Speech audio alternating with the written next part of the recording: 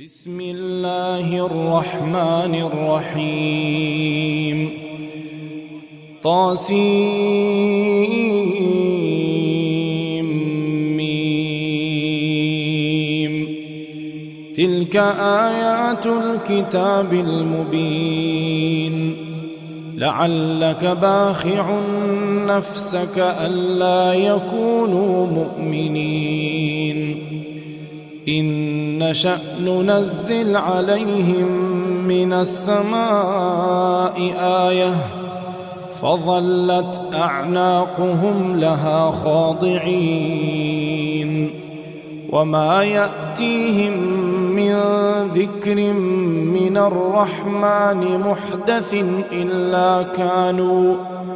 إلا كانوا عنه معرضين. അസ്സലാമു അലൈക്കും വറഹ്മത്തുള്ളാഹി വബറകാതുഹു. ഖുർആൻ പദം 1262 ദിവസത്തിലേക്ക് എല്ലാവരെയും ഹാർദമായി സ്വാഗതം ചെയ്യുന്നു. വിശുദ്ധ ഖുർആനിലെ 26-ാമത്തെ അധ്യായമായ സൂറത്ത് ശുഅറാഇൻ്റെ പഠനത്തെ തുടർന്നുള്ള 2-ാം ദിവസ ചർച്ചയാണ് ഇന്ന്. ചർച്ചക്കാരമ്പം കുറിക്കുന്നതിനായി ആദരണീയനായ ഡോക്ടർ AI വിലായത്തുള്ള സാഹിബിനെ ക്ഷണിക്കുന്നു. അസ്സലാമു അലൈക്കും വറഹ്മത്തുള്ളാഹി വബറകാതുഹു. അഊദു ബില്ലാഹി മിനശ് ശൈത്വാനിർ റജീം. ബിസ്മില്ലാഹിർ റഹ്മാനിർ റഹീം. ഖാസിം മീം തിൽക ആയാതുൽ കിതാബിൽ മുബീൻ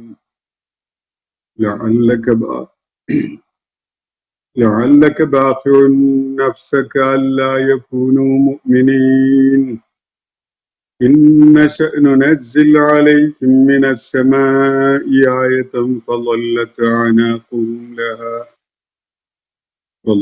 أعناقهم لها خاضعين وما يأتيهم من ذكر من الرحمن محدث إلا كانوا عنه معرضين.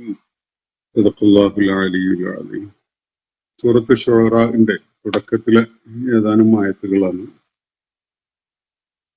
ഞാൻ നിങ്ങളെ കേൾപ്പിച്ചിട്ടുള്ളത്. ഈ ആയത്തുകൾ ഇന്ന് ചർച്ച ചെയ്യുന്നതുകൊണ്ടല്ല, വിശുദ്ധ ഖുർആന്റെ പഠനം ഇത് ആയത്തുകൾ പാരായണം ചെയ്തുകൊണ്ട് തുടങ്ങാം എന്നതുകൊണ്ട് മാത്രമാണ്. ഈ സൂറത്തിന്റെ 227 ആയത്തുകൾ അടങ്ങിയിട്ടുള്ള ഈ സാമാന്യം ദൈർഘ്യമുള്ള ഈ സൂറത്തിന്റെ വിശദമായ പഠനം നമ്മൾ കഴിഞ്ഞ ദിവസം പൂർത്തീകരിക്കുകയുണ്ടായി. അതിനെ തുടർന്ന് ഇവിടെ കുറിച്ചു വെച്ചിരുന്ന ചോദ്യങ്ങൾ കേൾപ്പിക്കുകയും അവയോടുള്ള പ്രതികരണങ്ങൾ പങ്കുവെക്കുകയും ചെയ്യായിരുന്നു.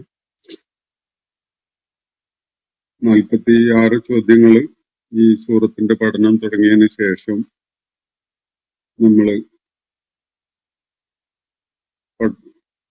ചർച്ചയിൽ കൊണ്ടുവരികയുണ്ടായി. ഇന്ന് ഞാൻ നിങ്ങളെ കേൾപ്പിക്കുന്നത് SK എന്ന പ്രൊഫൈലിൽ നിന്ന് വന്ന ചില ചോദ്യങ്ങളാണ്. ഒന്നാമത്തേത്, ഇന്ന് നിലവിട്ട് ലൈംഗികത പിന്തുടരുന്ന ബഹുഭാര്യത്വത്തിലൂടെ അതിന് അനുവാദം നൽകുന്ന ഇസ്ലാമിന് സദാചാരത്തെക്കുറിച്ച് പറയാൻ അവകാശമുണ്ടോ എന്നതാണ് ഇദ്ദേഹം ഉന്നയിക്കുന്ന ചോദ്യം. നിലവിട്ട് ലൈംഗികത പിന്തുടരുന്ന ഒരു കാര്യത്തിനുള്ള ഉദാഹരണമായിട്ട് അല്ലെങ്കിൽ അതിനുള്ള തെളിവായിട്ട് അദ്ദേഹം ചൂണ്ടിക്കാണിക്കുന്ന ബഹുഭാര്യത്വമാണ്. അദ്ദേഹത്തോട് ഒന്നാമതായി എനിക്ക് പറയാനുള്ളത്, ഇസ്ലാമിന്റെ അനുഷ്ഠാന കാര്യങ്ങളെക്കുറിച്ചോ സാമൂഹ്യ ബന്ധങ്ങളെക്കുറിച്ചോ അതുപോലെ ഇസ്ലാമിന്റെ വിധിവിലക്കുകളെ കുറിച്ചോ ഒന്നും തന്നെ അദ്ദേഹം അഭിപ്രായം പറയുന്നതിൽ പ്രത്യേകിച്ച് പ്രസക്തിയൊന്നുമില്ല. അടിസ്ഥാനപരമായി ഇസ്ലാമിന്റെ ബേസിക് ഫെയ്ത്ത് ഉൾക്കൊള്ളുന്ന ഒരാൾക്ക് മാത്രമേ ഇസ്ലാം മുന്നോട്ട് വെക്കുന്ന ജീവിത രീതിയും അതുപോലെ മൂല്യങ്ങളും അനുഷ്ഠാനങ്ങളും പാലിക്കേണ്ട മര്യാദകളൊക്കെ ബാധകമാവുന്നുള്ളൂ. അത് ഉൾക്കൊള്ളാത്ത ഒരാളെ സംബന്ധിച്ചിടത്തോളം ഇതൊന്നും അദ്ദേഹത്തെ ബാധിക്കുന്ന ഒരു വിഷയമല്ല. ബഹുഭാര്യത്വം എന്നത് ഇസ്ലാമില് വഴിവിട്ട ലൈംഗികതയല്ല. ഒരു ഭാര്യയെ സ്വീകരിക്കുന്നത് അള്ളാഹു ഏതു വിധത്തിലാണോ അനുവദിച്ചിട്ടുള്ളത് അതേ വിധത്തിൽ തന്നെയാണ് അള്ളാഹു അനുവദിച്ച അത്രയും എണ്ണം ഭാര്യമാരെ സ്വീകരിക്കുന്നതിനെ കുറിച്ച് അല്ലെങ്കിൽ അതിന് അള്ളാഹു അനുവാദം തന്നിട്ടുള്ളത്. അപ്പോ ദൈവികമായ വിധിവിലക്കുകളുടെ അടിസ്ഥാനത്തിലാണ് ഇസ്ലാമിലെ ഒരു കാര്യം ശരിയാവുന്നതും തെറ്റാവുന്നതും ഒക്കെ തന്നെ. അള്ളാഹു അനുവദിച്ചത് ശരിയും അള്ളാഹു അനുവദിക്കാത്തത് തെറ്റുമാണ്. വിവാഹ പൂർവമായിട്ട് നമ്മൾ പ്രണയിക്കുന്നു അല്ലെങ്കിൽ വിവാഹം ചെയ്യാൻ ഉദ്ദേശിക്കുന്നു എന്ന അവസ്ഥയിലുള്ള ഒരു ആളുമായി അവരെ നമ്മൾ പിന്നീട് കല്യാണം കഴിക്കും, അതിന്റെ ഔപചാരികമായ ചടങ്ങുകളൊക്കെ പിന്നീട് നടക്കും എന്നൊക്കെയുള്ള ധാരണയിൽ അവരുമായി ശാരീരിക ബന്ധത്തിൽ ഏർപ്പെടുക എന്നൊരു സംഗതി ആണ് ഒരാൾ ചെയ്യുന്നതെങ്കിൽ ഒരുപക്ഷെ നിങ്ങളുടെ വീക്ഷണത്തിൽ അത്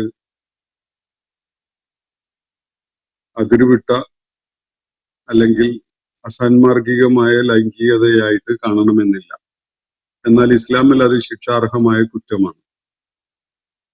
നമ്മൾ കല്യാണം കഴിക്കാൻ പോകുന്ന പെണ്ണാണെങ്കിൽ പോലും വിവാഹം ചെയ്യുന്നതിന് മുമ്പ് വിവാഹ ഉടമ്പടിയിൽ ഏർപ്പെടുന്നതിനും അത് പരസ്യപ്പെടുത്തുന്നതിനും മുമ്പായിട്ട് അവരുമായി ശാരീരിക ബന്ധത്തിൽ ഏർപ്പെടുകയാണെങ്കിൽ അതിന് ഇസ്ലാം വിളിക്കുന്ന പേര് വ്യഭിചാരം എന്നാണ്. അപ്പോ അത് അയാൾക്ക് ഒരേ ഒരു പത്നിയെ അയാള് സ്വീകരിക്കാൻ ഉദ്ദേശിച്ചിട്ടുള്ളൂ എങ്കിൽ പോലും വിവാഹം കഴിക്കുന്നതിന് മുമ്പാണ് അയാൾ അത് ചെയ്യുന്നതെങ്കിൽ ഇസ്ലാമിൽ അതിൽ വ്യഭിചാരമാണ്, അതുപോലെ ശിക്ഷാർഹവുമാണ്. ഒരു കാര്യം ശരിയാവുന്നതും തെറ്റാവുന്നതും ആ വിഷയവുമായി ബന്ധപ്പെട്ടുകൊണ്ട് അള്ളാഹു നൽകിയിട്ടുള്ള നിയമങ്ങളെ പാലിക്കുന്നുണ്ടോ അതോ ലംഘിക്കുകയാണോ എന്നതിന്റെ അടിസ്ഥാനത്തിലാണ്. ഇതാണ് ഇസ്ലാമിലെ ഹറാമ് ഹലാലുകൾ നിർണയിക്കുന്നതിന്റെ മാനദണ്ഡം. അള്ളാഹു വിലക്കിയതാണോ അള്ളാഹു അനുവദിച്ചതാണോ എന്നതാണ് മാനദണ്ഡം. അള്ളാഹുവിൽ തന്നെ വിശ്വാസം ഉണ്ടായിട്ടില്ലാത്ത ആളുകളെ സംബന്ധിച്ചിടത്തോളം ഇത്തരം വിഷയങ്ങളിൽ അവര് ആവശ്യത്തിലേറെ ആശങ്കപ്പെടുകയോ അസ്വസ്ഥപ്പെടുകയോ ഒന്നും വേണ്ടതില്ല. കാരണം അത് അവരെ ബാധിക്കുന്ന വിഷയമേ അല്ല. അത് സത്യവിശ്വാസ മാർഗം സ്വീകരിച്ച ആളുകൾക്ക് മാത്രം ബാധകമായ ഒരു കാര്യമാണ്. ഈ ഇസ്ലാമിനെ ഒരു വിമർശന പഠനത്തിന് വിധേയമാക്കുക എന്നുള്ള നിലക്കാണ് അദ്ദേഹം ഈ ചോദ്യം ഉന്നയിക്കുന്നതെങ്കിൽ അദ്ദേഹം മനസ്സിലാക്കി വെക്കേണ്ട ഒരു കാര്യം, ഇസ്ലാമിലെ ഒരു കാര്യം ശരിയും തെറ്റുമാവുന്നത് അത് സംബന്ധമായിട്ട് അള്ളാഹു നൽകിയിട്ടുള്ള വിധിവിലക്കുകൾ എന്താണ് എന്നതിനെ അടിസ്ഥാനപ്പെടുത്തിക്കൊണ്ടാണ് എന്ന് അദ്ദേഹം മനസ്സിലാക്കി വെക്കട്ടെ. ഒരു ഭാര്യയെ സ്വീകരിക്കുക എന്ന് പോലും പറയുന്നതിന് മുമ്പായി ഫൻകിഹു മാ ത്വാബലക്കും മിനൻ നിസാഇ മസ്ന വസുലാസ വറുബാ, നിങ്ങൾ 2 3 4 വിവാഹം ചെയ്തു കൊള്ളുക, നിങ്ങൾക്ക് നീതി പാലിക്കാൻ സാധിക്കുകയില്ല എന്ന ഭീതി ഉണ്ടെങ്കിൽ ഒന്ന് മാത്രം സ്വീകരിക്കുക എന്ന നിലക്കാണ് വിശുദ്ധ ഖുർആനിൽ സൂറത്തുൻ നിസാഇൽ പറഞ്ഞേ കാണാൻ പറ്റും. അപ്പൊ അത് ഒന്നിലേറെ ഭാര്യമാരുണ്ടാവുക എന്നത് ഇസ്ലാമില് മ്ലേച്ഛമായ ഒരു കാര്യമേ അല്ല. ഒരു ഭാര്യ ഉണ്ടാവുക എന്നത് അംഗീകരിക്കപ്പെടുന്ന ഒരു കാര്യമാണെങ്കിൽ ഒന്നിലേറെ അള്ളാഹു അനുവദിച്ച എണ്ണം പരമാവധി 4 പേരെയാണ് ഒരു പുരുഷന് ഭാര്യയായിട്ട് സ്വീകരിക്കാൻ അനുവാദമുള്ളത്. അങ്ങനെ സ്വീകരിക്കുന്നതും അവരുമായി ശാരീരിക ബന്ധത്തിൽ ഏർപ്പെടുന്നതും ഒന്നും തന്നെ ഇസ്ലാമിൽ അതിരുവിട്ട ലൈംഗികതയോ അസാൻമാർഗികതയോ തിന്മയോ കുറ്റകരമായ കാര്യമോ ഒന്നുമല്ല. ഒരു പത്നിയുമായി ശാരീരിക ബന്ധത്തിൽ ഏർപ്പെടുന്ന അതേ വിധത്തിലുള്ള ഒരു കാര്യം തന്നെയാണ് അയാളുടെ എല്ലാ പത്നിമാരുമായിട്ട് ശാരീരിക ബന്ധത്തിൽ ഏർപ്പെടുക എന്ന കാര്യം. അതുകൊണ്ട് ഇസ്ലാമിന്റെ ധാർമ്മികതയെ അതിന്റെ അടിത്തറയിൽ നിന്നുകൊണ്ട് തന്നെ മനസ്സിലാക്കുകയാണ് വേണ്ടത്. നിങ്ങളുടെ മനോവിലാസങ്ങളുടെ അടിസ്ഥാനത്തിലല്ല അത് മനസ്സിലാക്കേണ്ടത് എന്ന് മാത്രം സൂചിപ്പിക്കുകയാണ്. നിങ്ങൾക്ക് സ്വാഭാവികമായിട്ടുള്ള ചോദ്യങ്ങൾ ഉന്നയിക്കാം. എന്തുകൊണ്ട് ഒന്നിലേറെ പത്നിമാരെ സ്വീകരിക്കാൻ ഇസ്ലാം അനുവദിച്ചു, ഒന്നിൽ പരിമിതപ്പെടുത്തിയില്ല എന്നതൊക്കെ. അതൊക്കെ നമ്മൾ പലപ്പോഴും ഈ വേദിയിലും അല്ലാതെയും ആയിട്ട് ധാരാളം വിശദീകരിച്ചിട്ടുള്ള കാര്യങ്ങളായതുകൊണ്ട് ഞാൻ അതിലേക്ക് കടക്കുന്നില്ല. അത് വേറൊരു വിഷയമാണ്. അങ്ങനെ ഒരു ചോദ്യം ഉന്നയിക്കപ്പെടുമ്പോൾ നമുക്കതിന് ശരിയായ വിശദീകരണം നൽകുകയും ചെയ്യാം. അപ്പൊ ഞാൻ ആ ചോദ്യത്തിന് ഉള്ള പ്രതികരണം അവിടെ അവസാനിപ്പിക്കുകയാണ്. ഇസ്ലാമിന് ഇങ്ങനെ നിലവിട്ട് ലൈംഗികത പിന്തുടരുന്ന, പ്രോത്സാഹിപ്പിക്കുന്ന, ബഹുഭാര്യത്വമൊക്കെ പ്രൊമോട്ട് ചെയ്യുന്ന ഇസ്ലാമിന് സദാചാരത്തെ കുറിച്ച് പറയാൻ അവകാശമുണ്ടോ എന്നതാണ് ചോദ്യം. സദാചാരം എന്ന് പറഞ്ഞാൽ മഅറൂഫാണ്. മഅറൂഫാണ് സാധാരണഗതിയിൽ സദാചാരം എന്ന മലയാള വാക്കുകൊണ്ട് നമ്മൾ സൂചിപ്പിക്കാറുള്ള കാര്യം. നന്മ എന്നതാണ്. ഇസ്ലാം പഠിപ്പിക്കുന്ന നന്മ എന്താണ് എന്നത് മനസ്സിലാക്കുക മാത്രമേ അതിന് നിർവാഹമുള്ളൂ.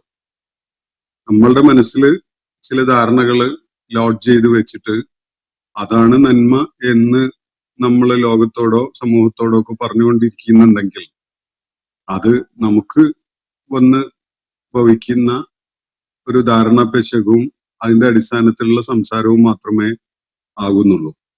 സദാചാരം എന്നത്, മഅറൂഫ് എന്നത്, നന്മ എന്നത് ഇസ്ലാം ഒരു അടിത്തറയിൽ നിന്നുകൊണ്ടാണ് പഠിപ്പിക്കുന്നതും സമൂഹത്തിൽ അത് കൊണ്ടുവരുന്നതും. അതിന് ചില ന്യായങ്ങൾ, ദൈവികമായി ചില യുക്തിയൊക്കെ അതിലടങ്ങിയിട്ടുണ്ടാകും. അത് സൂക്ഷ്മമായിട്ട് പരിശോധിച്ചു കഴിഞ്ഞാൽ നിങ്ങൾക്ക് അത് ബോധ്യപ്പെടുകയും ചെയ്യും. അപ്പോ തീർച്ചയായിട്ടും ഇസ്ലാമിന്റെ സദാചാരം നിങ്ങളുടെ മനസ്സിൽ തോന്നിയ സദാചാരമല്ല എന്നതിനാൽ തന്നെ ഇസ്ലാം അതിന്റെ അടിത്തറയിൽ നിന്നുകൊണ്ട് ലോകത്തെ പഠിപ്പിക്കുന്ന സദാചാരം ഉയർത്തിപ്പിടിക്കാൻ തീർച്ചയായിട്ടും ഇസ്ലാമിന് അവകാശമുണ്ട്. നിങ്ങളുടെ തെറ്റിദ്ധാരണ ഒഴിവാക്കുക മാത്രമേ വേണ്ടതുള്ളൂ എന്ന് സൂചിപ്പിക്കുകയാണ്. മറ്റൊന്ന്, അടിമകളോട് ലൈംഗിക ബന്ധം പുലർത്താനും ഇസ്ലാം അനുമതി നൽകുന്നില്ലേ എന്നതാണ് ചോദ്യം. അടിമകൾ അല്ല, ഇസ്ലാം വലത് കൈയിൽ ഉടമപ്പെടുത്തി തന്നിട്ടുള്ള ആളുകളുടെ കാര്യത്തിലാണ് നിർദ്ദേശം നൽകിയിട്ടുള്ളത്. വലത് കൈ എന്നത്, വലത് കൈയിൽ ഏൽപ്പിക്കുക എന്നത് വിവാഹം പോലെ തന്നെയുള്ള പാവനമായ ഒരു കാര്യം തന്നെയാണ്. ആ വിധത്തിലെ ഇസ്ലാം ഒരാളെ മറ്റൊരാളുടെ ചുമതലയിൽ ഏൽപ്പിച്ചിട്ടുള്ളൂ. അതല്ലാതെ ഒരുപക്ഷെ ലോകത്ത് പലയിടത്തും പ്രാക്ടീസ് ചെയ്യപ്പെടുന്ന, മനുഷ്യനെ ചവിട്ടി മെതിക്കുന്ന, നിസ്സാരന്മാരായി കണ്ടുകൊണ്ട് അവരെ എല്ലാവിധ ദ്രോഹങ്ങൾക്കും ചൂഷണങ്ങൾക്കും അക്രമമർദ്ദനങ്ങൾക്കും ഒക്കെ ഇരയാക്കിക്കൊണ്ടിരിക്കുന്ന ഒരു വ്യവസ്ഥക്കല്ല ഇസ്ലാമില് ഈ വലത് കൈ ഉടമപ്പെടുത്തുക എന്നത് പറയുന്നത്. യുദ്ധം പോലെയുള്ള സാഹചര്യങ്ങളിൽ ബന്ദികളായി, തടവുകാരായി ഒക്കെ ഇസ്ലാമിക സമൂഹത്തിന്റെ നിയന്ത്രണത്തിൽ വരുന്ന ആളുകളുടെ ചുമതലയും ഉത്തരവാദിത്വവും സമൂഹത്തിലെ യോഗ്യരായ ചിലരെ ഏൽപ്പിക്കുക എന്നതാണ് ഇസ്ലാമിന്റെ സംവിധാനം. അതാണ് വലത് കൈയിൽ ഏൽപ്പിച്ചു കൊടുക്കുന്ന ഒരു പദ്ധതി. വലത് കൈയിൽ ഏൽപ്പിച്ചു കൊടുക്കുന്ന ഒരാളെ ഏൽപ്പിച്ചു കൊടുക്കുമ്പോൾ അപ്പുറത്തൊരു വലത് കൈ ഉണ്ട്. അത് അള്ളാഹുവിനെ പ്രതിനിധാനം ചെയ്തുകൊണ്ട് ഇസ്ലാമിക സമൂഹത്തിന്റെ നേതാവ് ഏൽപ്പിച്ചു കൊടുക്കുന്നതാണ്. അത് അതിനുള്ള യോഗ്യതയും അതിനുള്ള ഉത്തരവാദിത്വ ബോധവും ഒക്കെ ഉള്ള ആളുകൾ മാത്രമേ ഏൽപ്പിക്കുകയുള്ളൂ. അത്തരം ആളുകൾക്ക് ഈ ഏൽപ്പിക്കപ്പെട്ട ആള് സ്ത്രീയാണെങ്കിൽ അവരുടെ സമ്മതത്തോടെയോ അവരുടെ താല്പര്യത്തോടെയോ അവരുമായി, ഭാര്യമാരെ പോലെ അവരുമായി ശാരീരിക ബന്ധത്തിൽ ഏർപ്പെടുന്നതിന് ഇസ്ലാം വിലക്ക് വെക്കുന്നില്ല. അത് ഇസ്ലാം അനുവദിച്ചിട്ടുള്ള, വിവാഹം പോലെ അനുവദിച്ചിട്ടുള്ള ഒരു കാര്യമാണ്. അത് പഴയ കാലത്ത് ആണ് അതിനുള്ള സാമൂഹ്യ സാഹചര്യങ്ങളൊക്കെ ഉണ്ടായിരുന്നത്. സാമൂഹ്യ സാഹചര്യങ്ങളിലൊക്കെ വലിയ മാറ്റങ്ങൾ ഉണ്ടായ നമ്മുടെ കാലഘട്ടത്തില് ഇങ്ങനെ ഒരു സംഗതി ഉണ്ടാക്കി കൊണ്ടുവരേണ്ട കാര്യമൊന്നുമില്ല. പക്ഷെ അങ്ങനെയുള്ള സാമൂഹ്യ സാഹചര്യം സംജാതമാവുകയാണെങ്കിൽ സമൂഹത്തിന്റെ പൊതു നന്മ മുൻനിർത്തിക്കൊണ്ട് മനുഷ്യന്റെ ശാരീരിക ആവശ്യങ്ങൾക്ക് അള്ളാഹു അനുവദിച്ച രീതിയിലുള്ള പ്രായോഗിക രൂപങ്ങൾ സ്വീകരിക്കുന്നതിന് ഇസ്ലാമിൽ തടസ്സമില്ല എന്നതാണ് അതിലൂടെ മനസ്സിലാക്കാനിരിക്കുന്ന കാര്യം. അപ്പോ അടിമകളോട് ലൈംഗിക ബന്ധത്തിൽ ഏർപ്പെടുന്നത്, അടിമ എന്നൊരു സ്റ്റേറ്റസിൽ അള്ളാഹു അവരെ വെച്ചിട്ടില്ല. വലത് കൈയില് ചുമതല ഏൽപ്പിച്ചുകൊണ്ട് നൽകുന്ന ആളുകളെ മാത്രമാണ് ഇസ്ലാം പരാമർശിക്കുന്നത്. ലോകത്തിന് പരിചയമുള്ള അടിമത്വം എന്നൊരു രീതിയിൽ ഇസ്ലാം അതിനെ, അത്തരം ഒരു സംഗതിയെ, ഒരു മനുഷ്യനെ മറ്റൊരാൾ ഉടമപ്പെടുത്തുന്ന പരിപാടി ഇസ്ലാം അംഗീകരിച്ചിട്ടേ ഇല്ല. ഇതൊരു താൽക്കാലിക സംവിധാനമാണ്. ചുമതല ഏൽപ്പിച്ചുകൊണ്ട് അവരുടെ ഉത്തരവാദിത്തങ്ങൾ നിർവഹിക്കാനുള്ള ബാധ്യത ഏറ്റെടുത്തുകൊണ്ടുള്ള ഒരു സാമൂഹ്യ സംവിധാനം ഇസ്ലാം നടപ്പിലാക്കിയ ഒരു കാര്യമാണ്. ചങ്ങലകളിലൊക്കെ ബന്ധിതരാക്കിയിട്ട് വലിച്ചുകൊണ്ട് കൊണ്ടുപോകുന്ന പണിയിടങ്ങളിലേക്ക്, തൊഴിലിടങ്ങളിലേക്ക് അവരെ ആട്ടിത്തെളിച്ചു കൊണ്ടുപോകുന്ന രീതിയിലുള്ള ഒരു അടിമത്ത സമ്പ്രദായം ഇസ്ലാം അംഗീകരിച്ചിട്ടേ ഇല്ല. അത് മനസ്സിലാക്കേണ്ടതുണ്ട്. നമ്മൾ ധരിക്കുന്ന പോലെയുള്ള വസ്ത്രവും നമ്മളുടെ ഭക്ഷണത്തിന്റെ നിലവാരവും ഗുണവും ഒക്കെയുള്ള വിധത്തിലുള്ള ഭക്ഷണവും നമ്മുടെ താമസ സൗകര്യങ്ങളുടെ ഇതിനോട് സമാനതയുള്ള താമസ സൗകര്യവും ഒക്കെ നൽകിക്കൊണ്ട് അവരെ ചേർത്ത് പിടിക്കാനും അവർക്ക് വേണ്ട സംരക്ഷണം നൽകാനും ഇസ്ലാം തന്നെയാണ് വ്യവസ്ഥ ചെയ്തിട്ടുള്ളത്.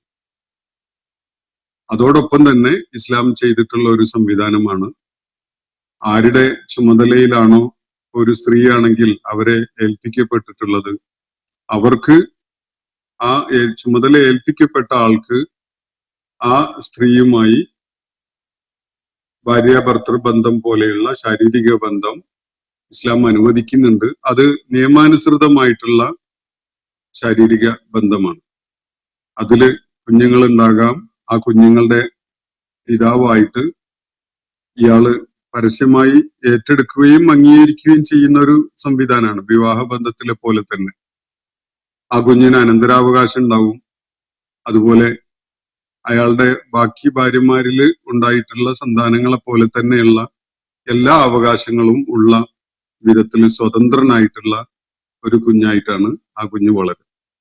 അപ്പൊ ഈ വക കാര്യങ്ങളൊന്നും മനസ്സിലാകാതെ ഇതിന്റെ ഒരു ലൈംഗികത എന്ന ഒരു തലം മാത്രം പറഞ്ഞുകൊണ്ട് യൂറോപ്യരും ഇസ്ലാമിനോട് വിരോധം കാണിക്കുന്നവരും സെക്സ് സ്ലേവ്സ് എന്ന പേരിൽ, ലൈംഗിക അടിമകൾ എന്ന പേരിൽ അതിനെ വിശദീകരിക്കാറുണ്ട്, അല്ലെങ്കിൽ അതിനെ വിളിക്കാറുണ്ട്. അത് ഇസ്ലാമിനോടുള്ള അവരുടെ വിരോധം പ്രകടിപ്പിക്കുന്ന, ആ ക്രോധം പ്രകടിപ്പിക്കുന്ന ഒരു രീതി മാത്രമാണ് എന്നതാണ് വസ്തുത. അതുകൊണ്ട് ഇസ്ലാമിലെ ലൈംഗികത അനുവദനീയമായതും അനുവദനീയമല്ലാത്തതും വളരെ വ്യക്തമായിട്ട് വേർതിരിച്ച് പഠിപ്പിക്കപ്പെട്ട ഒരു സംഗതിയാണ്. അപ്പോ അക്കാര്യങ്ങളില് നമുക്ക് മനസ്സിൽ തോന്നുന്ന ചില, അല്ലെങ്കിൽ സമൂഹത്തിൽ പ്രചാരത്തിലുള്ള ചില രീതികളെ സദാചാരം എന്നും, സമൂഹത്തിൽ അങ്ങനെ അവർക്ക് പരിചയമില്ലാത്ത ചിലതിനെ സദാചാര വിരുദ്ധം എന്നുമല്ല ഇസ്ലാം കാണുന്നത്. അള്ളാഹു അനുവദിച്ചത് സദാചാരം, മഅറൂഫായത്, അള്ളാഹു അനുവദിക്കാത്തത് നിഷിദ്ധമായത്, ഈ വിധത്തിലാണ് ഇസ്ലാം അതിനെ പരിചയപ്പെടുത്തുന്നത്. അതുകൊണ്ട് ഈ കാര്യത്തിലും നമ്മൾ ചോദ്യം ഉന്നയിച്ച ആള് പരിധിയിൽ കവിഞ്ഞ് ആശങ്കപ്പെടുകയോ പ്രയാസപ്പെടുകയോ ചെയ്യേണ്ടതില്ല. കാരണം ഇത് അദ്ദേഹത്തെ ബാധിക്കുന്ന ഒരു വിഷയമല്ല. പിന്നെ ആരെങ്കിലും വലത് കൈയിൽ ചുമതല ഏൽപ്പിക്കപ്പെട്ട ഒരവസ്ഥയിൽ ആണ് ഉള്ളത് എങ്കിൽ ആ സ്ത്രീ അങ്ങനെ ഒരു സ്ത്രീ ഒരാളുടെ ഉടമസ്ഥതയിൽ വരികയാണെങ്കിൽ അവളെ ആരുടെ കയ്യിലാണോ ഉടമപ്പെടുത്തി കൊടുത്തിട്ടുള്ളത് അയാളുമായി ഇണചേരൽ ബന്ധം, ശാരീരിക ബന്ധം ഉണ്ടാകണമെന്ന് നിർബന്ധമൊന്നും ഇസ്ലാം പറയുന്നില്ല. അവൾ അതിന് നിർബന്ധിക്കാനും പാടില്ല. മനസ്സിലാക്കേണ്ട ചില തലങ്ങള് അങ്ങനെയൊക്കെ ഉള്ളതുണ്ട്. അത് ഉൾക്കൊണ്ടുകൊണ്ട് വേണം ഈ കാര്യങ്ങളെ വിശദമായി മനസ്സിലാക്കാൻ, എന്നിട്ട് വേണം നിലപാടുകൾ സ്വീകരിക്കാൻ എന്നതുകൂടി അതിനോട് ചേർത്ത് വായിക്കേണ്ടതുണ്ട്. മറ്റൊരു ചോദ്യം SK തന്നെ ഉന്നയിച്ചിട്ടുള്ളത്, ഇസ്ലാമിൽ പുരുഷ ലൈംഗികത അമിതമായി പ്രോത്സാഹിപ്പിക്കുകയും സ്ത്രീ ലൈംഗികതയെ അടിച്ചമർത്തുകയും അല്ലേ ചെയ്യുന്നത്, ഇതാണോ സദാചാരം എന്നതാണ്.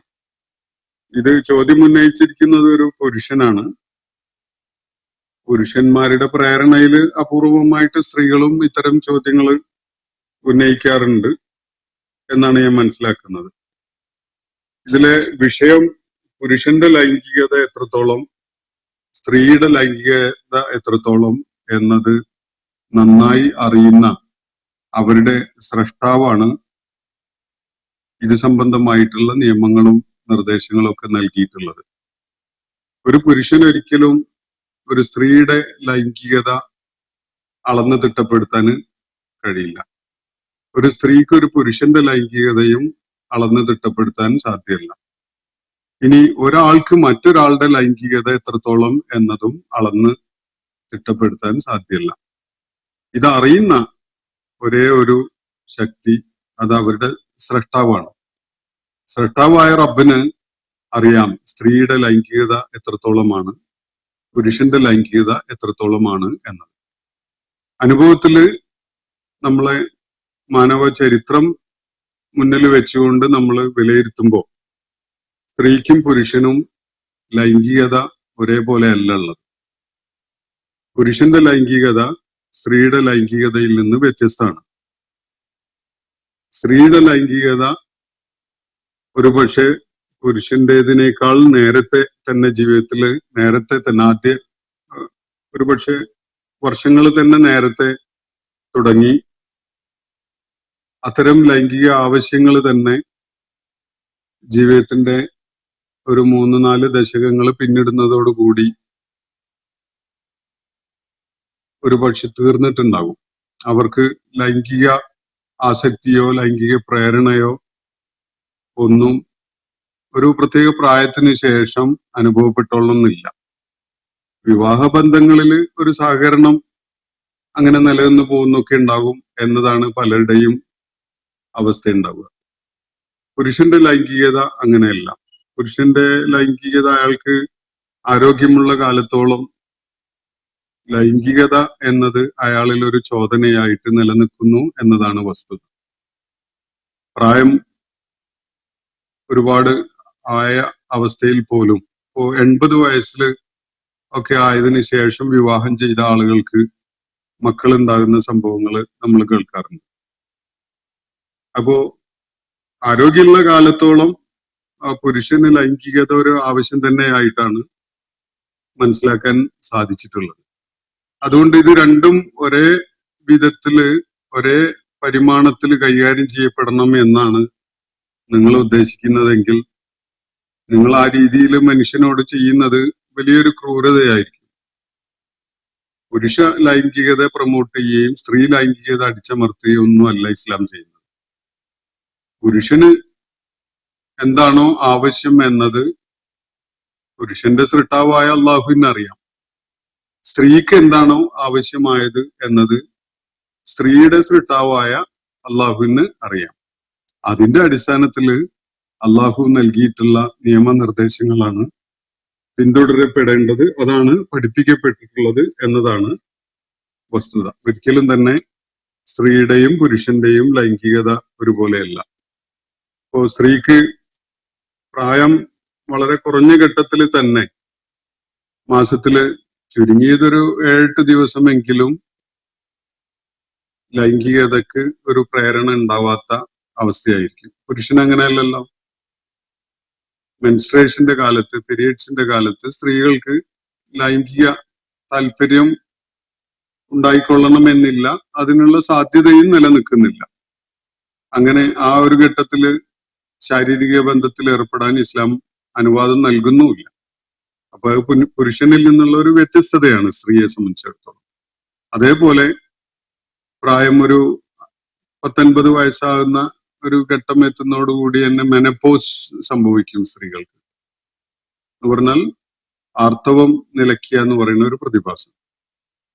അതിനെ തുടർന്ന് അവർക്ക് ലൈംഗികതയിലുള്ള താല്പര്യം ഒരു പരസ്പരം സഹകരിക്കുകയും പരസ്പരം ഒരു പരിഗണന കൊടുക്കുകയും ചെയ്യുന്ന ഒരു തലത്തില് മാത്രമേ അത് അങ്ങനെ ഒരു സംഗതി അവർക്ക് വേണ്ടതുള്ളൂ അല്ല അനുഭവപ്പെടുന്നുള്ളൂ എന്നതാണ് പൊതുവെ നമുക്ക് മനസ്സിലാക്കാൻ സാധിക്കുന്ന ഒരു കാര്യം.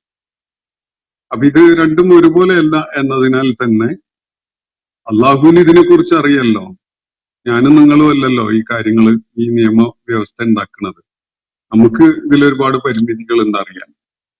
അതുകൊണ്ട് സ്വാഭാവികമായിട്ടും ഇതെല്ലാം അറിയുന്ന റബ്ബിന് ഏറ്റവും ഉചിതമായ നിയമനിർമ്മാണം നടത്തി മനുഷ്യന് നൽകാൻ സാധിക്കും. അതാണ് അള്ളാഹു സുബ്ഹാനഹു വ തആല ചെയ്തിരിക്കുന്നത് എന്നത് സൂചിപ്പിക്കുകയാണ്. ഇനി മറ്റൊരു ചോദ്യം, അത് ചിന്മയുടെ പ്രൊഫൈലിൽ നിന്നാണ് വന്നിട്ടുള്ളത്. ഇന്നലത്തെ ക്ലാസ്സിൽ GST തുടങ്ങിയ ടാക്സുകൾ ജനവിരുദ്ധമാണ് എന്ന് സംസാരിച്ചുവല്ലോ. ടാക്സ് വഴി കിട്ടുന്ന വരുമാനം ഉപയോഗിച്ചാണ് ഗവൺമെന്റ് വികസന പ്രവർത്തനങ്ങൾ, സേവന പ്രവർത്തനങ്ങൾ തുടങ്ങിയവ ചെയ്യുന്നത്. അതിനു പകരമായി എന്താണ് ഇസ്ലാം മുന്നോട്ട് വെക്കുന്നത്? ഖലീഫുമാരുടെ ഭരണം അവസാനിച്ചുവല്ലോ എന്നൊക്കെയാണ് അദ്ദേഹം എഴുതുന്നത്. GST എന്നത് സമീപകാലത്ത് മാത്രം നടപ്പിലാക്കപ്പെട്ടിട്ടുള്ള ഒരു സംഗതിയാണ്.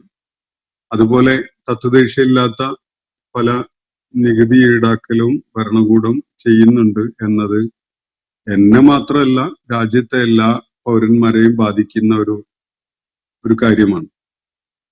അത് വേണ്ടതുണ്ടോ? അത് യുക്തിപരമാണോ? രാജ്യത്തിന് ഗുണകരമാണോ? സമൂഹത്തെ കഠിനമായി ചൂഷണം ചെയ്യുന്ന ഒരു കാര്യമല്ലേ എന്നതൊക്കെ അത് സംബന്ധമായിട്ട് നമുക്ക് പഠന വിധേയമാക്കിക്കൊണ്ട് വേണോ വേണ്ടെന്നൊക്കെ തീരുമാനിക്കാം. ഞാനത് സാന്ദർഭികമായിട്ട് സൂചിപ്പിച്ചു എന്നേ ഉള്ളൂ. എനിക്കത് വളരെ പ്രതിഷേധാർഹമായ മൾട്ടിപ്പിൾ ടാക്സേഷന്റെ ഒരു ഉദാഹരണമായിട്ടാണ് എനിക്കത് ബോധ്യപ്പെട്ടിട്ടുള്ളത്. അനാവശ്യമായി ഒരേ കാര്യത്തിന് പല ഘട്ടങ്ങളിലും പല തവണയും നികുതി ഈടാക്കുന്ന ഒരു കാര്യം.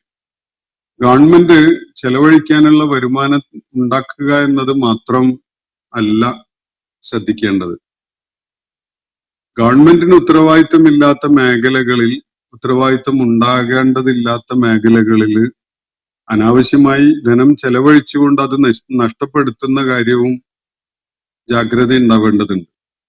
ഉദാഹരണത്തിന് രാജ്യത്ത് ഭരണകൂടം നിർവഹിക്കേണ്ട കാര്യമായിട്ട് നമുക്ക് മനസ്സിലാക്കാൻ കഴിയുക, എല്ലാ വിഭാഗങ്ങളിലും പെട്ട പൗരന്മാർക്ക് ഉപകരിക്കുന്ന കാര്യങ്ങൾ ചെയ്യുന്നതിലാണ് ഗവൺമെന്റ് ശ്രദ്ധ കേന്ദ്രീകരിക്കേണ്ടത്. കോടിക്കണക്കിന് രൂപ നമ്മൾ പ്രതിമകൾ ഉണ്ടാക്കാൻ വേണ്ടി വിനിയോഗിച്ചിട്ടുണ്ട്. അതും വിദേശ രാജ്യത്തിന്റെ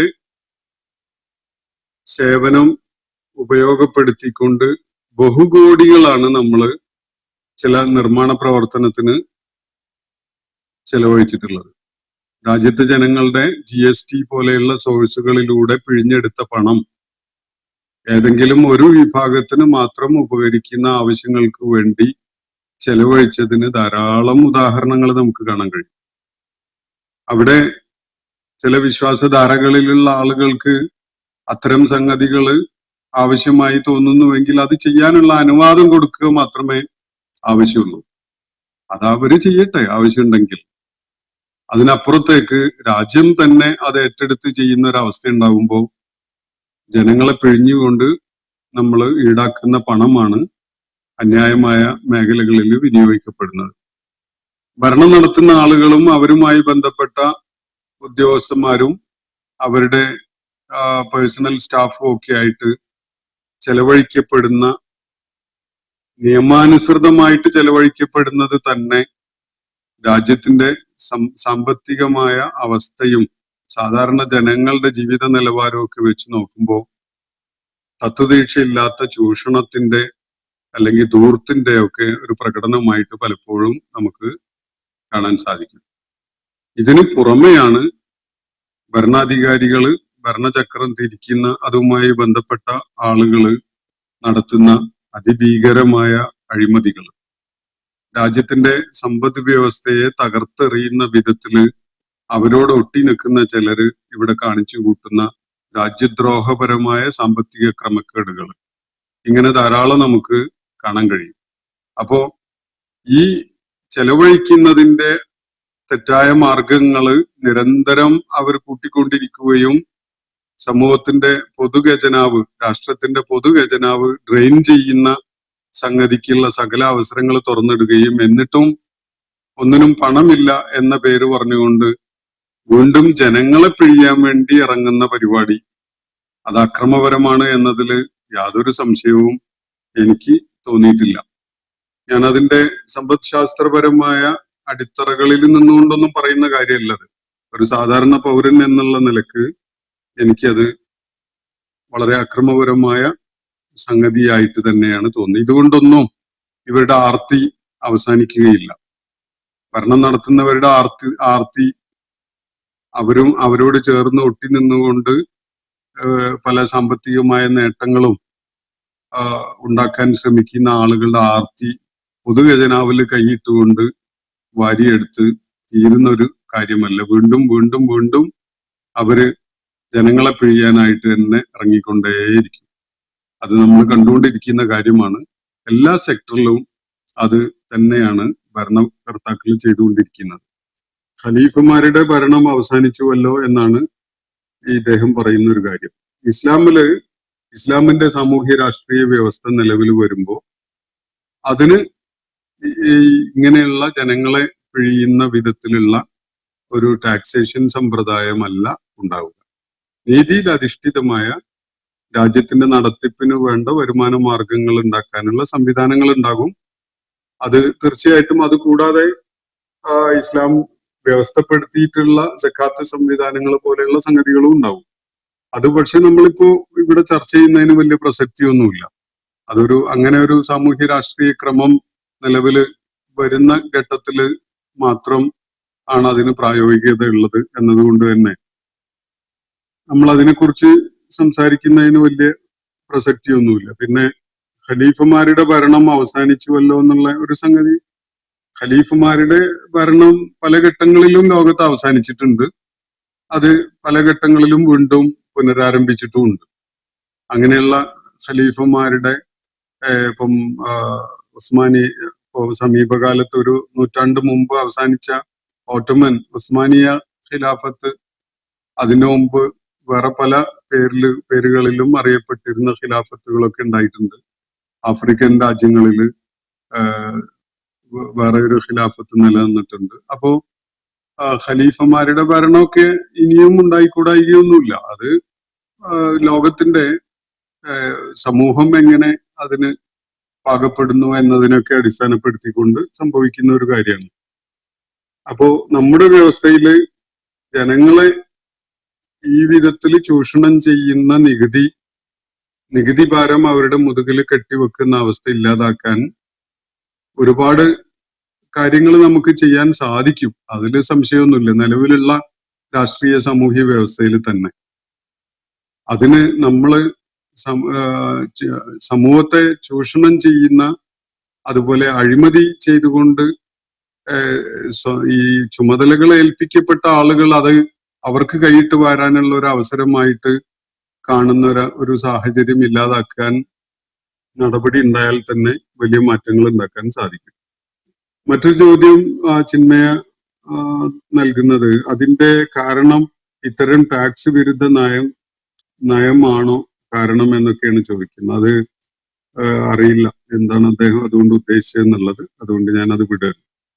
അപ്പോ മറ്റൊന്ന് ചിന്മയ ഉന്നയിക്കുന്ന കാലിഫോർണിയയിലെ വൈൽഡ് ഫയറിനെ പറ്റി, ഇതൊക്കെ എല്ലാ വർഷവും ഉണ്ടാകുന്നതാണ് എങ്കിലും ചില മുസ്ലിങ്ങൾ പറയുന്നത് അള്ളാഹുവിന്റെ പ്രതികാരമാണ് എന്നാണ്.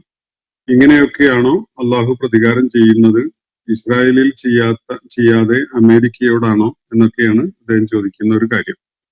കാലിഫോർണിയയിലും ലോസ് ഏഞ്ചൽസ് ഏരിയയിലൊക്കെ പ്രദേശത്തൊക്കെ തന്നെ സമീപകാലത്ത് വലിയ കാട്ടുതീ പട്ടണങ്ങളെ തന്നെ വിഴുങ്ങിക്കളഞ്ഞ സംഭവങ്ങൾ എല്ലാവരുടെയും ശ്രദ്ധയിലുണ്ട്. അത് എല്ലാ വർഷവും ഉണ്ടാവുന്നതാണ് എന്നത്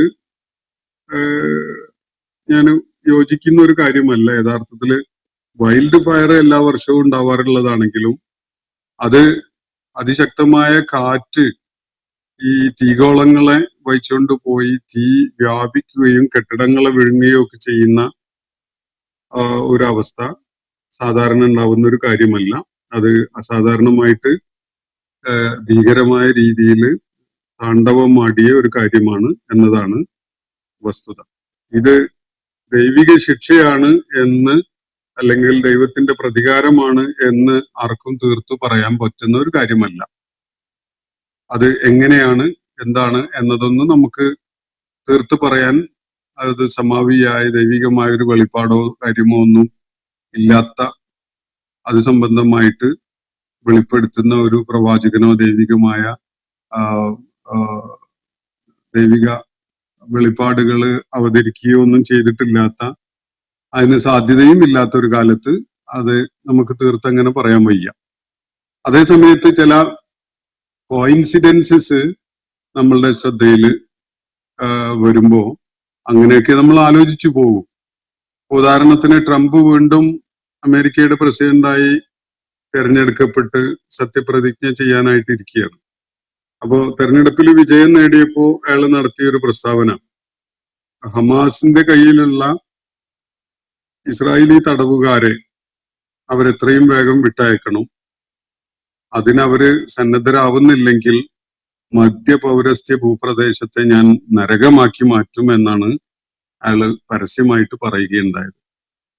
ഹമാസ് എന്തുകൊണ്ട് ഇസ്രായേലിനെതിരില് അക്രമങ്ങൾ അയച്ചുവിടാൻ തുടങ്ങി, അവര് ഇസ്രായേലിനെ ആക്രമിക്കാനുള്ള ഒരു തീരുമാനം എന്തുകൊണ്ട് എടുത്തു എന്നതൊന്നും പരിശോധിക്കുകയോ അവരുടെ ജീവിത സാഹചര്യങ്ങളെ വിലയിരുത്തുകയോ ഒന്നും ചെയ്യാൻ കൂട്ടാക്കാതെ ഒരു ഭാഗത്ത് ഇസ്രായേലിന് കോടിക്കണക്കിന് രൂപ വില വരുന്ന ആയുധങ്ങൾ ചൊരിഞ്ഞു കൊടുക്കുകയും നിരായുധരായ ഒരു സമൂഹത്തെ ശ്വാസം മുട്ടിച്ചും ഭക്ഷണം നൽകാതെയും അതുപോലെ ആയുധങ്ങള് അവരുടെ മേൽ കൊണ്ടുപോയി അവരുടെ മേൽ തീ വിതറിയുമൊക്കെ അവരെ കൊന്നൊടുക്കുന്ന ഒരു രാജ്യം, ഈ ദുർബലരായ മനുഷ്യരുടെ ജീവിത സാഹചര്യങ്ങളെ പോലും പരിഗണിക്കാതെ അവരെ ദ്രോഹിച്ചുകൊണ്ടിരിക്കാൻ വേണ്ട എല്ലാ ഒത്താശയും ചെയ്തുകൊണ്ടിരിക്കുന്ന അമേരിക്കൻ ഭരണകൂടം, അവരാണ് ഈ പ്രഖ്യാപനം നടത്തുന്നത്. ഞാന് അധികാരം ഏൽക്കുന്നതിന്റെ മുമ്പായിട്ട് ബന്ദികളെ അങ്ങ് വിട്ടോളണം, ഇല്ലെങ്കിൽ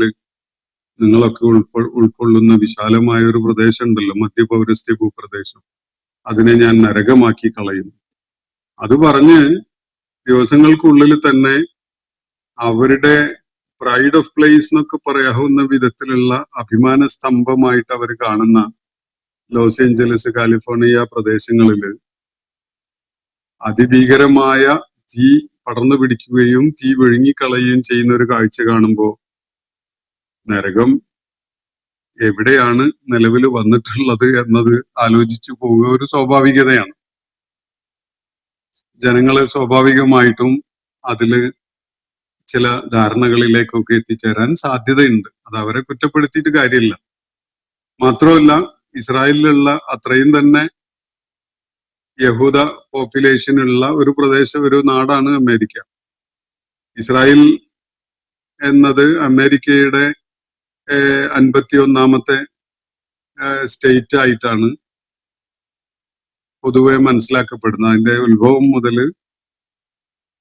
ഇന്നോളം ഇസ്രായേലിന് പിടിച്ചു നിൽക്കാനായതും അവര് വളർന്നു വന്നതും ശക്തി പ്രാപിച്ചതും മധ്യപൗരസ്ത്യ ഭൂപ്രദേശത്തുള്ള രാഷ്ട്രീയ സമവാക്യങ്ങളെ തകിടം മറിക്കുന്ന വിധത്തിലുള്ള ഇടപെടലുകൾ നടത്തുന്നതും അവിടെയുള്ള ഫലസ്തീനികളെ അതിഭീകരമായി ദ്രോഹിച്ചുകൊണ്ടിരിക്കുന്നതും ഒക്കെ തന്നെ അമേരിക്കയുടെ പിന്തുണ ഉണ്ടായിരുന്നത് കൊണ്ട് മാത്രമാണ്. ഇസ്രായേൽ അതിന്റെ ചുവടുറപ്പിക്കുന്നതിന് ഏറ്റവും ഏറെ കാരണമായത് അമേരിക്കയുടെ പിന്തുണയാണ്. സ്വാഭാവികമായിട്ടും ദൈവിക നടപടിയായിട്ട് വല്ലതും വരികയാണെങ്കിൽ അത് അമേരിക്കയിൽ വരുന്നതില് അതില് യാതൊരു അസ്വാഭാവികതയും എനിക്ക് കാണാൻ പറ്റുന്നില്ല. ഇസ്രായേലിൽ വരുന്നതിനേക്കാൾ ദൈവിക നടപടി വരാൻ സാധ്യതയുള്ളത് അമേരിക്കയിൽ തന്നെയാണ്. കാരണം അമേരിക്കയുടെ തകർച്ചയാണ് ഇസ്രായേലിനെ മര്യാദ പഠിപ്പിക്കുക. അത് എല്ലാവർക്കും അറിയുന്ന ഒരു കാര്യവുമാണ് എന്നതിനാൽ അങ്ങനെയുള്ള സാധ്യതകളൊക്കെ ഉണ്ട് എന്നേ പറയാൻ സാധിക്കുകയുള്ളൂ. അത് ദൈവിക നടപടിയാണ്, പ്രതികാരമാണ്, ശിക്ഷയാണ് എന്നൊന്നും തീർത്ത് പറയാൻ നമ്മൾ ആരും ആളല്ല. മറ്റൊന്ന്, ചിന്മയുടെ ചോദ്യം, സൂറത്തുകളുടെ ടൈറ്റിലുകൾ മനുഷ്യരുടെ കൈകടത്തൽ മൂലം ഉണ്ടായതല്ലേ? സൂറത്തുകൾക്ക് പേര് അള്ളാഹു തന്നെ ആയത്താക്കി നൽകിയതാണോ എന്നതാണ് ചോദ്യം. സൂറത്തുകളുടെ പേരുകള് മനുഷ്യരുടെ കൈകടത്തൽ മുഖേന ഉണ്ടായതല്ല. എല്ലാ സൂറത്തുകൾക്കും ദൈവിക മാർഗദർശന പ്രകാരം മുഹമ്മദ് നബി സല്ലല്ലാഹു അലൈഹി വസല്ലം നൽകിയിട്ടുള്ളതാണ് പേരുകൾ. നബി സല്ലല്ലാഹു അലൈഹി വസല്ലമയുടെ സംഭാഷണങ്ങളിലായിട്ട് രേഖപ്പെടുത്തപ്പെട്ട് കിടക്കുന്ന ഒരുപാട് സൂറത്തുകളുടെ പേരുകൾ തന്നെ നമുക്ക് കാണാൻ കഴിയും. സൂറത്ത് യാസീൻ, സൂറത്തുൽ ബഖറ, സൂറത്തുൽ ഫാത്തിഹ, അങ്ങനെ തുടങ്ങിയിട്ട് സൂറത്തുൽ വാഖിഅ.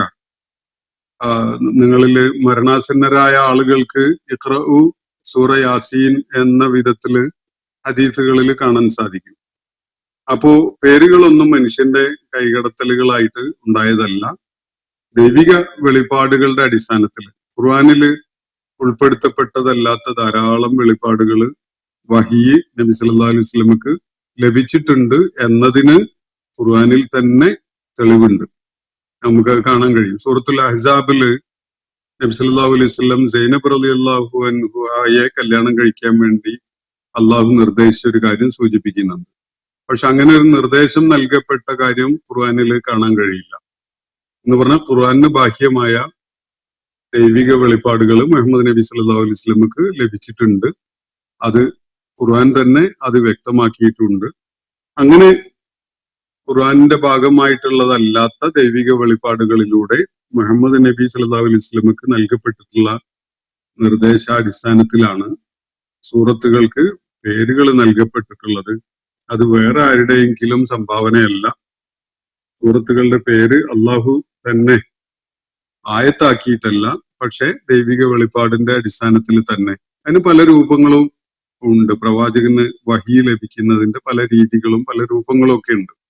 ആ വിധത്തില് അതിന്റെ അടിസ്ഥാനത്തില് നബി സല്ലല്ലാഹു അലൈഹി വസല്ലം ആണ് എല്ലാ സൂറത്തുകൾക്കും പേര് നൽകിയിട്ടുള്ളത് എന്ന കാര്യം മനസ്സിലാക്കുക. ബാക്കിയുള്ളത് ഈ സോഷ്യൽ മീഡിയ യൂണിവേഴ്സിറ്റിയിൽ നിന്ന് പലതും പഠിക്കുമ്പോൾ അവിടെ പലരും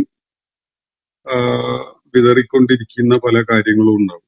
അതിൽ നിന്ന് കിട്ടുന്ന കാര്യങ്ങളായിരിക്കാനാണ് സാധ്യത എന്നാണ് ഞാൻ മനസ്സിലാക്കുന്നത്. അവിടെ സാമൂഹ്യ മാധ്യമങ്ങളിൽ ആര് എവിടെ നിൽക്കുന്നു എന്നതൊന്നും നമുക്ക് മനസ്സിലാക്കാൻ കഴിഞ്ഞോളണമെന്നില്ല. മുസ്ലിം പ്രൊഫൈലുകളിൽ നിന്ന് തന്നെ ധാരാളം ഇസ്ലാം വിരുദ്ധമായത് വരുന്നത് കാണാം. അതുപോലെ അജ്ഞതയുടെ മാത്രം അടിസ്ഥാനത്തിൽ പറഞ്ഞുകൊണ്ടിരിക്കുന്ന ഒരുപാട് കാര്യങ്ങൾ അങ്ങനെ പ്രചരിച്ചുകൊണ്ടിരിക്കുന്നത് കാണാം. അപ്പോ ഇത് അതുപോലെയുള്ള ഒരു സംഗതി മാത്രമാണ് എന്ന് സൂചിപ്പിക്കുകയാണ്. അപ്പോ ഇവിടെ അയച്ചു കിട്ടിയിട്ടുള്ള എല്ലാ ചോദ്യങ്ങളും നമ്മൾ ഇവിടെ കൈകാര്യം ചെയ്യുകയുണ്ടായിട്ടുണ്ട്. ഈ സൂറത്തുമായി ബന്ധപ്പെട്ടുകൊണ്ട് എന്തെങ്കിലും ചോദ്യങ്ങൾ ഇനിയും ആർക്കെങ്കിലും ഉന്നയിക്കാനുണ്ടെങ്കിൽ അതിന് നാളെ അവസരം കണ്ടെത്താം എന്ന് മാത്രം സൂചിപ്പിച്ചുകൊണ്ട് അവസാനിപ്പിക്കുകയാണ്. വാഖിറു ദഅ്വാന അനിൽ ഹംദുലില്ലാഹി റബ്ബിൽ ആലമീൻ. അസ്സലാമു അലൈക്കും വറഹ്മത്തുള്ളാഹി വബറകാതുഹു. ഇന്നത്തെ ഖുർആൻ പദം ഇവിടെ സമാപിക്കുന്നു. ഖുർആൻ പഠനത്തിൽ പങ്കെടുത്ത എല്ലാവർക്കും അല്ലാഹു അർഹമായ പ്രതിഫലം നൽകി അനുഗ്രഹിക്കട്ടെ. വആഖിറു ദഅ്വാന അനിൽ ഹംദുലില്ലാഹി റബ്ബിൽ ആലമീൻ. അസ്സലാമു അലൈക്കും വറഹ്മത്തുള്ളാഹി വബറകാതുഹു.